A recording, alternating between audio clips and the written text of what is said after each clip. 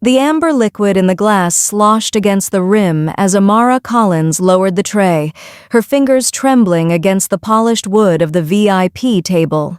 She kept her chin tucked, eyes fixed on the condensation pooling beneath the whiskey bottle, but the air in the lounge had already turned to ice.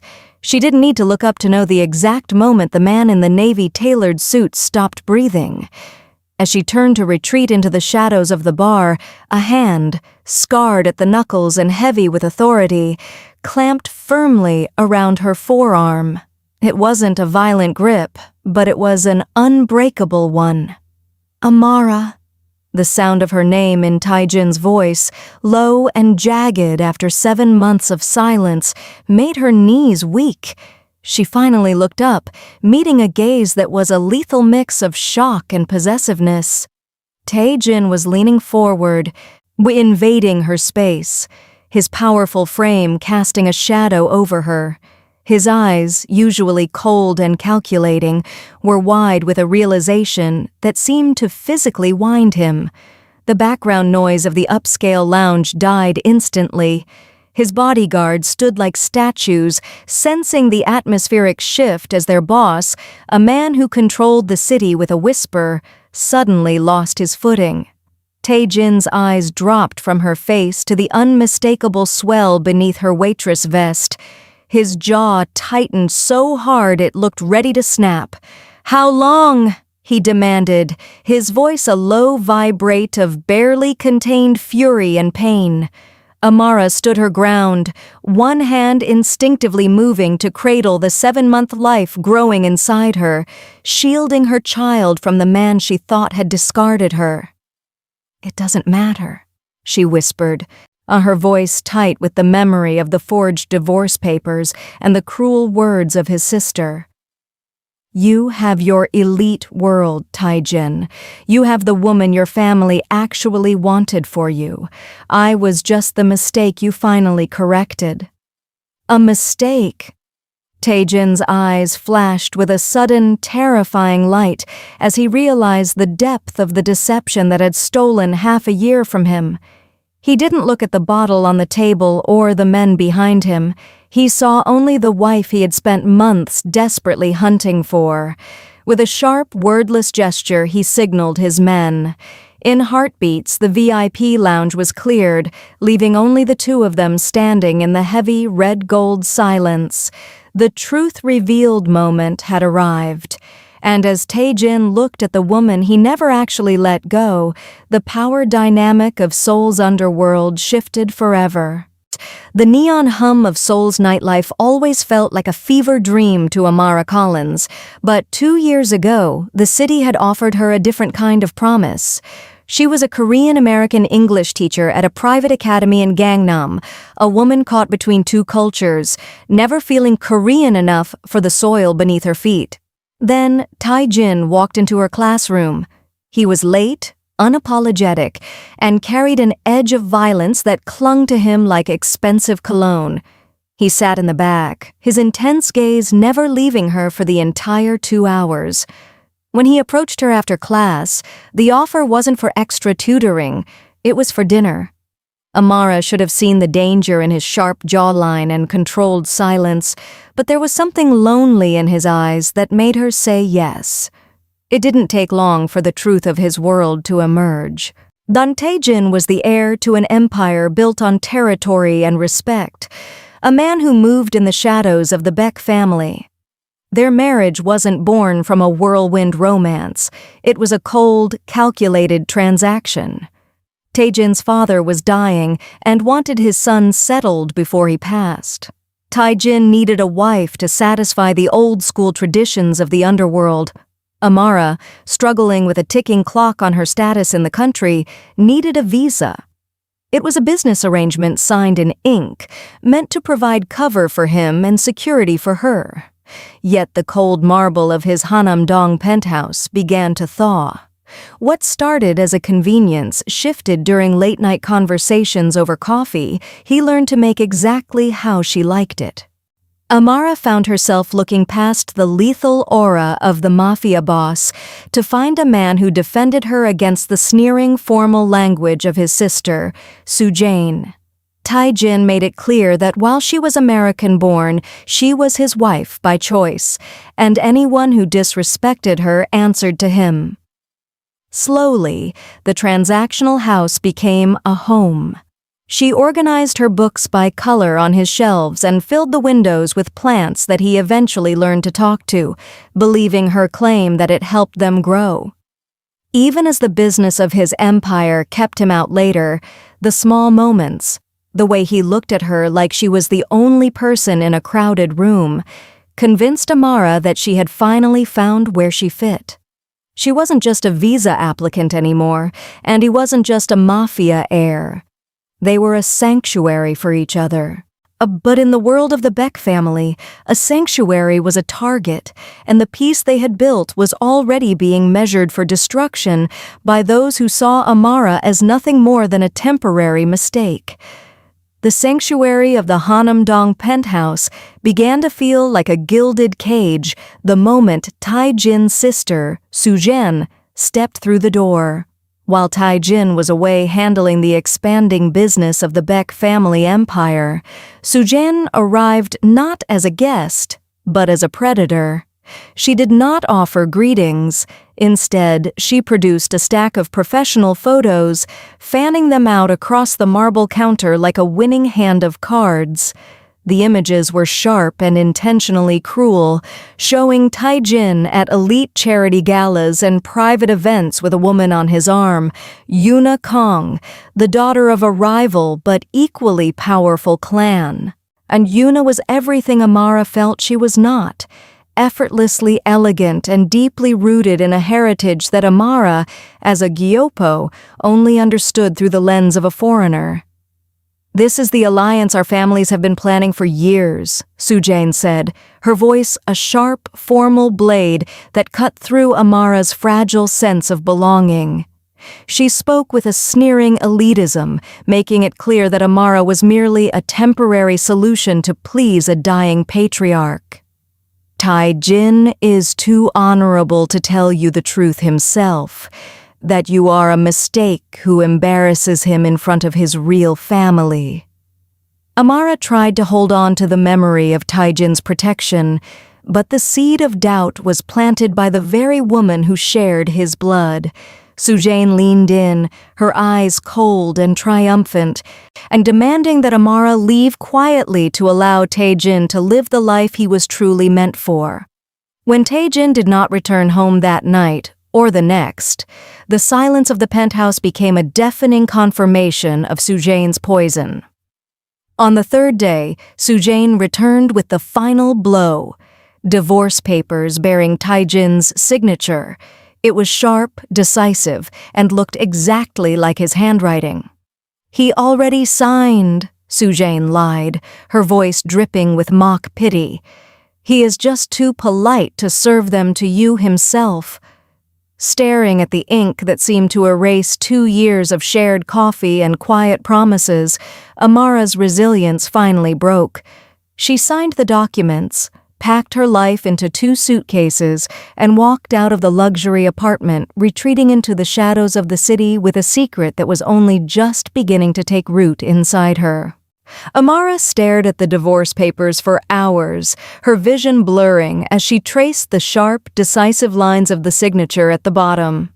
It looked exactly like Tae-jin's handwriting, the same ink, the same heavy pressure he used when signing for the empire. The realization that he hadn't been home in 3 days, hadn't called, and hadn't texted felt like a slow-acting poison in her veins. Soo-jin's words echoed through the silent marble halls of the penthouse, insisting that he was simply too honorable, too polite, to discard his mistake to her face. With a hand that felt disconnected from her body, Amara gripped the pen and added her own name to the document, effectively erasing the 2 years she had spent trying to belong. She didn't wait for the sun to rise, or for a confrontation she knew she wouldn't win. She packed everything she owned into 2 suitcases, leaving behind the expensive jewelry and the life of a Mafia queen. Her final act was placing her key on the kitchen counter, right next to the coffee machine where Tae-jin had once learned her exact preferences. She walked out of the luxury apartment in Hanam-dong and hailed a taxi, not to the airport, but to the cheapest hotel she could find in the crowded, neon-lit maze of Itaewon. For 2 days, she stayed behind a locked door, the silence of the city outside a stark contrast to the sobbing she couldn't suppress. It was during those dark hours that she realized the true weight of her departure. A persistent nausea and a missed cycle led her to the terrifying discovery that she was pregnant. Panic flared, and her first instinct was to reach out to the man she still loved. She tried his number, but it was disconnected. She even walked to the glass and steel monolith of his office, only for security to bar her entry with cold, professional efficiency. Soo-jae had been thorough, cutting off every avenue and ensuring Amara was erased from Tae-jin's life as if she had never existed. Stranded without a valid visa, and with her savings dwindling, Amara realized that the invisibility she had once feared would now be her only protection. She retreated further into the working-class shadows, finding a goshiwon near the station, a room so small she could touch both walls at once, and took a job at Club Azure. They paid in cash and didn't ask questions about her expired tourist visa or her growing belly. As she traded her silk dresses for a black waitress vest, and she made a silent promise to the life inside her. They would survive, even if they had to do it as ghosts in the heart of Seoul. The transition from the luxury of Hanam-dong to the cramped reality of a goshiwon was a slow, agonizing descent into a life defined by invisibility. For 6 months, Amara lived in a room so small she could touch both walls if she stretched out her arms, a space that always smelled of kimchi and instant noodles from the communal kitchen. The walls were paper-thin, allowing the arguments and sobs of other strangers to bleed into her own isolation as she cried herself to sleep with one hand protective over her belly. Every night followed a grueling rhythm. Working the late shift at Club Azure, dodging the hands of entitled men, and walking up 4 flights of broken stairs to her tiny sanctuary. As her pregnancy progressed into the 7th month, her body began to revolt against the strain. Her feet swelled painfully inside cheap heels that were 2 sizes too small because she could not afford new ones, and the simple act of balancing heavy trays of premium whiskey became a feat of endurance. Hunger was a constant, gnawing companion. She learned to live on convenience store kimbap and instant ramen, her own iron levels dropping dangerously low as she prioritized the life growing inside her over her own nutrition. She was severely malnourished and showing the early, terrifying signs of preeclampsia, yet she had no choice but to keep moving. The secret she carried was a heavy weight, both physically and emotionally. In the quiet hours when the baby kicked against her ribs, she would whisper apologies to her stomach, promising a better life while having no idea how to provide it. She had become a ghost in her own city, a woman with an expired visa and no safety net, surviving on the cash tips of people who never truly saw the waitress serving their drinks. She had convinced herself that this hardship was all she deserved, a penance for believing she could ever belong in Tae-jin's world. But as she smoothed down her tightening uniform and prepared for another shift in the VIP section, she had no way of knowing that her 6 months of silence were about to end in the most explosive way possible. The whiskey bottle rattled against the marble table as Amara set it down with shaking hands, her fingers trembling against the polished wood. She kept her eyes lowered, but she could feel a burning gaze boring into her before she even looked up. Then came the voice, that specific name in his mouth after 6 months of silence, making her blood run cold. As she tried to step back, a hand shot out and caught her wrist. It wasn't painful, but it was absolute, stopping her from running. Tae-jin stood up slowly, all 6 feet of him. A man who could make people disappear with a single phone call, yet his hand on her wrist was trembling. He leaned forward aggressively, invading her personal space as the entire VIP section of Club Azure went silent. "How far along are you?" he demanded, his voice a low vibrate of barely contained violence. Amara tried to feign ignorance, but he pressed her. "Do not lie to me, Mir. I have killed men for less. But you? I could never hurt you." 7 months? She finally whispered, watching the realization hit him like a bullet as he did the math in his head. The air in the lounge turned to ice as she choked out the words she had carried through half a year of hiding. "Your sister told me everything, about how I was an embarrassment. I saw your signature on the divorce papers myself." "What?" Tae-jin's voice came out like gravel, his jaw tightening so hard it looked ready to snap. He didn't even look at the beautiful woman from the Kong family sitting next to him as he declared, "I never signed anything. I told my sister I would burn this entire city down before I signed those papers." He revealed the truth that shattered her 6 months of isolation. "If she filed anything, she forged my signature. I never wanted you gone. I tore the city apart looking for you." With a sharp, lethal look, and he cleared the entire VIP section in less than 30 seconds, leaving them alone in the heavy silence.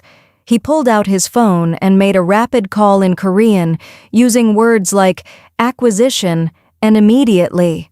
He looked past her to the horrified manager and announced, "I just bought this club. Effective immediately. You are fired." Tae-jin turned back to Amara, his hand moving to the small of her back, gentle and protective, as if she were something precious that might break. "We're leaving," he stated, guiding her toward the exit as his men formed a protective circle around the wife he had finally found.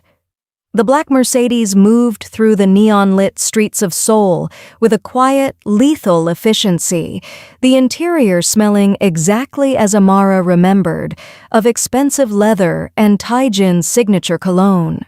She stared out the window as the bright lights of Gangnam faded into the quieter, elite corridors of Hanamdong, feeling his intense gaze on her the entire time. When he learned she had been living in a cramped goshiwon near the station while pregnant and alone, his knuckles turned white against the steering wheel, his breathing hitching in sharp, suppressed fury. "You should not have had to afford anything," he rasped, his voice thick with a mix of regret and possessiveness. "You are my wife. We were always married." The elevator ride up to the 40th floor felt like a journey back through time, a dizzying ascent through the memories of a life she thought she had lost forever.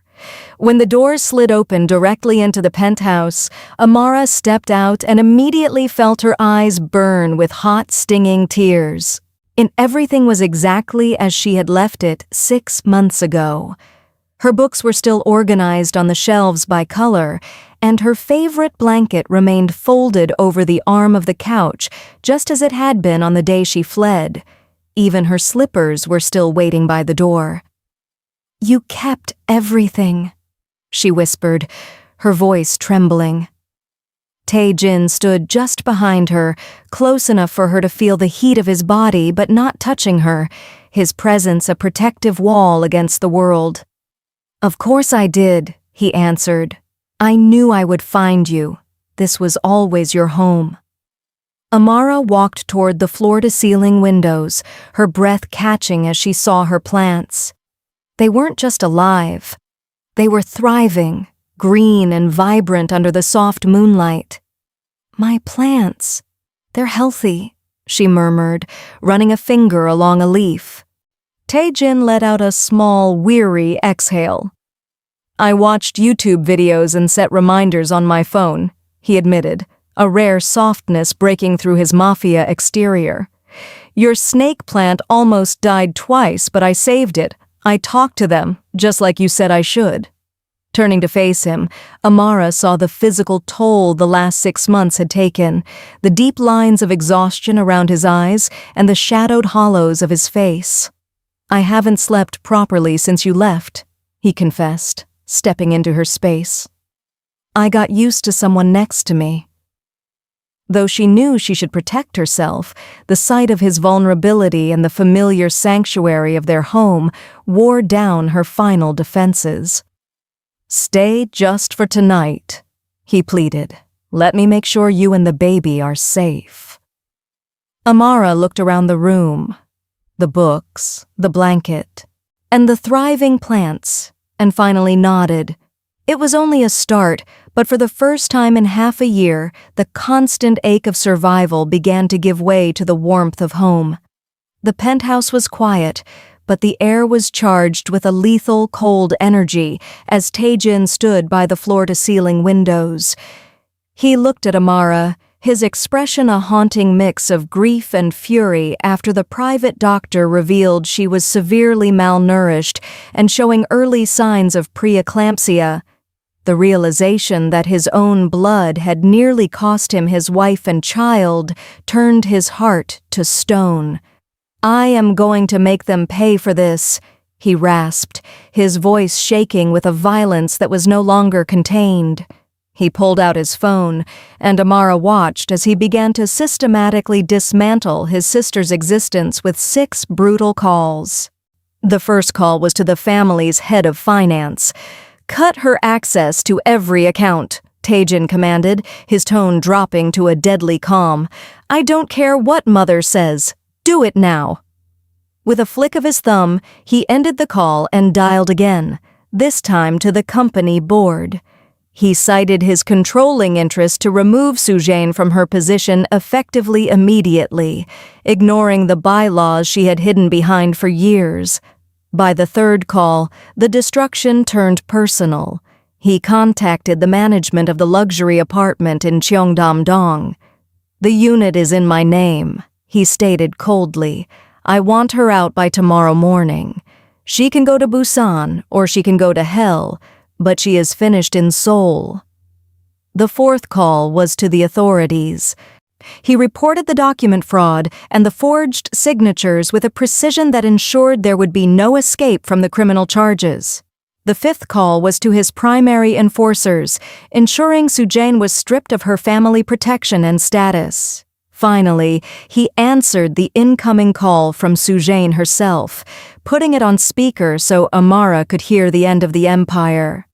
Soo-jae's voice was high and panicked, shrieking about family honor and the mistake he was making. "The only mistake I made was trusting you," Tae-jin whispered into the phone, his jaw clenched. "You have 24 hours to leave the city. After that, if I see you, I will forget we share blood." He hung up and threw the phone across the room, where it shattered against the wall, a final, violent punctuation to the life his sister had known. He sat beside Amara, his hands shaking as the weight of the war he had just declared settled over them. The peace they had briefly found in the penthouse was shattered just 30 minutes after Tae-jin had been forced to leave for a business meeting he could no longer avoid. Despite the ring of security he had left behind, the elders of the Beck family, men who still answered to Tae-jin's father, materialized at the door with a cold, firm politeness that masked their true intent. They requested Amara's presence, claiming the elder Mr. Beck demanded it, and their refusal to take no for an answer sent a spike of pure adrenaline and terror through her. The psychological weight of the confrontation, following months of malnutrition and preeclampsia, finally pushed her body past its breaking point. A sharp, agonizing cramp seized her abdomen, and as she gasped for air, the realization hit that something was catastrophically wrong.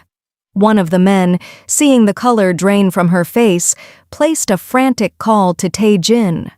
Across the city, the Mafia boss's voice exploded with a raw, unbridled panic that his men had never heard before. "You touch her, and I will kill every single one of you," he roared through the speaker, promising to arrive in minutes. He covered the distance in 7, tearing through the penthouse door like a force of nature. He didn't wait for a gurney or an ambulance. He scooped Amara into his arms, holding her as if she were the only thing keeping him anchored to the earth. "I am here," he whispered into her hair, his own breath ragged. "I am not leaving you, ever." The arrival at the hospital was a blur of sterile white lights and shouting medical staff. The diagnosis was immediate: stress-induced labor. Because of her preeclampsia and the baby's early arrival, the situation had escalated into a life-threatening emergency for both mother and child. Tae-jin, usually a man who commanded from a distance, refused to be separated from her. He scrubbed into the operating room, standing by her head and gripping her hand so tightly his knuckles turned white. "I'm scared," Amara whispered, her voice barely audible over the hum of the monitors. "Me too," Tae-jin confessed, his eyes fixed on hers, shielding her from the sight of the surgical team. "But we are doing this together. You are the strongest person I have ever known." At exactly 4:37 in the afternoon, the tension in the room was pierced by a thin, sharp cry. Their daughter entered the world, tiny and premature, but screaming with a ferocity that matched her father's spirit. When the nurse finally placed the infant on Amara's chest, the dangerous world outside ceased to exist. Tae-jin reached out a single, trembling finger, and the baby grabbed it immediately, anchoring the man who had spent his life dealing in shadows. The killer, the Mafia boss, the man who knelt for no one, stood over his new family and wept. "She is perfect," he choked out, "just like her mother."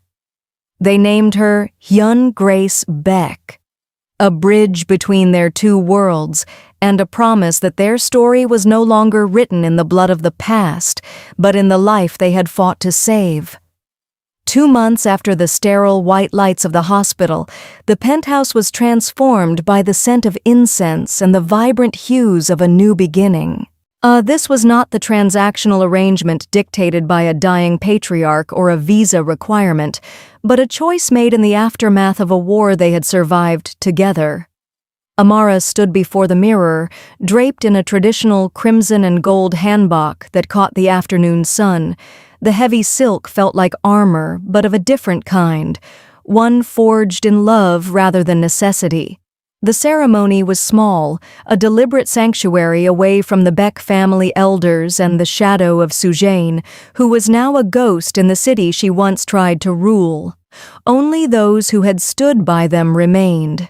In a small, intricately carved bassinet nearby, Hyun Grace slept through the quiet rustle of silk, a tiny bridge between two worlds. When Tae-jin entered wearing his own traditional dress, the air in the room shifted. The man who had once commanded the soul underworld with a cold, lethal gaze now looked at Amara with a vulnerability that was his true power. He knelt beside her for the pieback ceremony, the jade ring of his grandmother catching the light on Amara's finger. Tae-jin spoke his vows first, his voice steady but thick with emotion, moving seamlessly between Korean and English to honor every part of the woman before him. 2 years ago, I married you because my father commanded it, he stated, his eyes locked on hers. Today, I marry you because my heart demands it. You are my past, my present, and my future. Amara felt the tears blur her vision as she responded, her own voice finding a strength she had once thought lost in the shadows of a Goshiwan. 2 years ago, I thought love was about fitting into your world, she whispered. Today, I know it is about building our own. You are my home, Tae-jin.